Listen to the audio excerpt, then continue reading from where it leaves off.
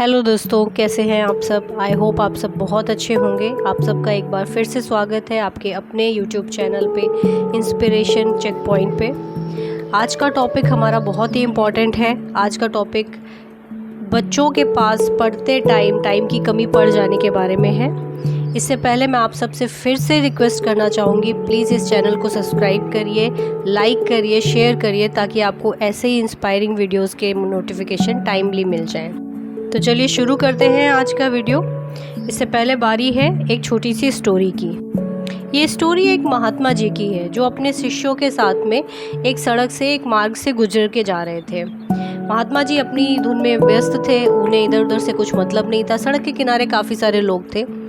एकदम से काफ़ी दूर महात्मा जी पहुंचते हैं तो एक आदमी उनके सामने आ जाता और उनके सामने आके उन्हें खूब बुरा भला कहने लगता है कि बहुत सारी चीज़ें बोलने लगता है। महात्मा जी कुछ नहीं बोलते, चुपचाप खड़े रहते हैं और काफ़ी देर बोलने के बाद वो चला जाता है आदमी। महात्मा जी के एक शिष्य को ये चीज़ बहुत बुरी लगती है। वो अब बोलता है कि ये क्या बिहेवियर है इनका, ये तो कुछ बोले ही नहीं। वो इतना सब कुछ आके गलत गलत सी चीज़ें आके बोल के चला गया और महात्मा जी कुछ बोले ही नहीं। एक शिष्य उनमें से उनके ग्रुप को छोड़ के चला जाता है।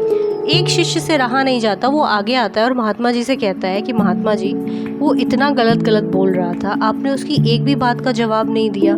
ऐसे ज्ञान का क्या फ़ायदा है कि हम किसी की बात का जवाब ही ना दे पाए।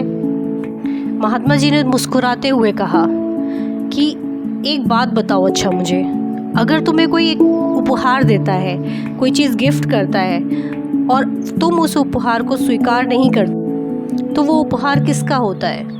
शिष्य सोचता है और कहता है ये कैसा सवाल है, वो उपहार उसी के पास रह जाता है, जो लाया होता है उसी का होता है। तो महात्मा जी कहते हैं ठीक इसी तरीके से जो वो शब्द लेके आया था मेरे लिए, मुझे उपहार स्वरूप देने के लिए, मैंने उसे स्वीकार नहीं किया, वो शब्द उसके साथ ही वापस चले गए हैं। इसलिए कभी किसी को ये बताने के लिए कि वो सही है या गलत है हमेशा जवाब देना ज़रूरी नहीं होता है। कभी कभी मौन रहने से भी इंसान को उसके उत्तर मिल जाते हैं। तो इस कहानी से हमें शिक्षा मिलती है कि हमें अपने एम में, अपनी चीज़ों के लिए, अपने गोल के लिए कभी भी डिस्ट्रैक्ट नहीं होना चाहिए, अपनी नॉलेज का सही इस्तेमाल करना चाहिए। तो चलिए बढ़ते हैं आज के टॉपिक की तरफ और शुरू करते हैं आज का हमारा टॉपिक है स्टडी आवर्स को कैसे बढ़ाएं। आप जो पढ़ाई करते हैं, पूरे दिन में 24 घंटे होते हैं सबके पास, जिनमें हमें बहुत सारे काम करने होते हैं और उन कामों के साथ साथ ही हमें पढ़ाई भी करनी होती है। तो पढ़ाई के टाइम को हम कैसे बढ़ाएं, इसके बारे में हम जानेंगे। तो पढ़ाई के टाइम को बढ़ाने के लिए यहाँ पे कुछ पॉइंट्स हैं जिन्हें आप लिख सकते हैं और जिन्हें अगर आप प्रॉपरली करेंगे तो आप अपने पढ़ाई के टाइम को बढ़ा सकते हैं। तो सबसे पहला पॉइंट है प्लानिंग। किसी भी काम को करने के लिए प्रॉपर प्लानिंग बहुत ज़रूरी होती है। प्लानिंग हमें उस काम को टाइमली करने के लिए मोटिवेट करती है। हमें पहले से प्लान करके रखना चाहिए कि हमें क्या पढ़ना है, कैसे पढ़ना है और कितना पढ़ना है। अगर इन सब चीज़ों का अगर हम प्रॉपर प्लानिंग कर लेंगे, पहले से लिख लेंगे या ध्यान कर लेंगे, तो हम काफ़ी टाइम बचा सकते हैं और बचे हुए टाइम को हम वापस से पढ़ाई में लगा सकते हैं। सेकंड पॉइंट है यूज़ सेलेक्टिव स्टडी मटीरियल। बहुत बार ऐसा होता है कि बहुत कुछ करने के चक्कर में हम कुछ नहीं कर पाते हैं। हम चाहते हैं हम ये वाली बुक भी सॉल्व कर लें, हम वो भी कर लें, हम ये भी पढ़ लें, वो भी पढ़ लें। कभी भी अगर हम बहुत ज़्यादा स्टडी मटेरियल लेके चलेंगे तो हम उसको जस्टिफाई नहीं कर पाएंगे और हम उसे नहीं पढ़ पाएंगे। इसलिए आप पहले अपने स्टडी मटेरियल को सिलेक्ट करिए, कितना आपको पढ़ना है, कितना रिक्वायर्ड है, सिलेबस के अकॉर्डिंग चलिए, जिससे हम अपनी पढ़ाई के टाइम को बढ़ा सकते हैं। थर्ड पॉइंट है प्रायोरिटी। हमें ये सेट करना है कि हमारे लिए क्या इम्पोर्टेंट है, हमें पहले क्या करना है। हम कई तरीके से पढ़ाई करते हैं, हम रीडिंग करते हैं, राइटिंग करते हैं, रिवीजन करते हैं, लेक्चर लेते हैं। तो हमें सबसे पहले प्रायोरिटी सेट करनी है। अगर हमारे एग्ज़ाम्स पास में आ रहे हैं तो हमें रिवीजन करना होगा पहले। हमें प्रायोरिटी पहले से सेट करके रखनी है कि हमें किस टाइम पे क्या चीज़, किस मेथड से पढ़ाई करनी है, जिससे हम प्रॉपरली पढ़ाई कर सकते हैं और अपने टाइम को बचा सकते हैं। थर्ड पॉइंट है डिस्ट्रैक्शन। डिस्ट्रैक्शन एक ऐसी चीज़ है जो है तो बाहरी रूप से होती है बट इफ़ेक्ट करती है हमें इंटरनली। डिस्ट्रैक्शन को दूर करने का सबसे अच्छा तरीका है कि हमें अपने आप को एक जगह पे फिक्स स्टडी करने पे मोटिवेट करना चाहिए। और सबसे पहले हमें ये चीज़ देखनी चाहिए कि हमें किन किन चीज़ों से डिस्ट्रैक्शन हो रहा है।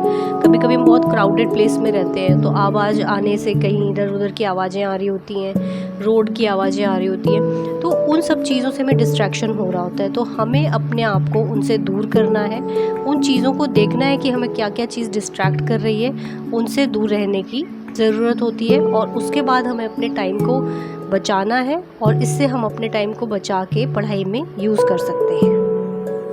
लास्ट पॉइंट की अगर हम बात करें तो लास्ट पॉइंट है टेक स्मॉल ब्रेक्स। आप 3 घंटे पढ़ाई करिए, चाहे आप 10 घंटे पढ़ाई करिए, आपके पढ़ाई में छोटे छोटे ब्रेक्स होने चाहिए। क्योंकि अगर आप लगातार पढ़ाई करेंगे तो भी आपका कंसंट्रेशन उतना अच्छा नहीं होगा। और अगर आप छोटे छोटे ब्रेक्स नहीं लेंगे बीच में तो आप अपने आप को मेंटली प्रिपेयर नहीं कर पाएंगे उस काम को करने की। आपकी प्लानिंग में छोटे छोटे ब्रेक्स की भी प्लानिंग होनी चाहिए कि आपको ब्रेक्स किस तरीके से लेने हैं और कितने लेने हैं।